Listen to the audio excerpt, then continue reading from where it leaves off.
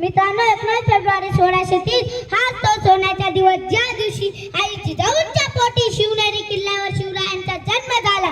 वयाच्या उभ्या 15व्या वर्षी शिवरायांनी राजवाड्याच्या मंदिर जीवाला जीव देणाऱ्या मावळ्यांसोबत गुलामगिरी नष्ट करून हिंदवी स्वराज्य स्थापन करण्याची शपथ घेतली. स्वराज्याची निर्मिती करणे काही सोपी गोष्ट नव्हती. त्यावेळी सर्वत्र होती गुलामगिरी आणि समोर होते बलदार शत्रू निजामशाह, आदिलशाह, मुघल बादशाह. अशा 3 बलदार शत्रूंशी त्यांनी लढा दिला. बाजीप्रभू देशपांडे, तानाजी मालुसरे, मुरादबाजी अशा अनेक मावळ्यांनी शूरवारीला आपल्या राजांना शिवरायांना साथ दिली आणि अशक्य प्राणशाही हिंदवी स्वराज्याची निर्मिती झाली. शेवटी मी एवढंच बोलेल की आले किती गेले किती उडून गेले भरा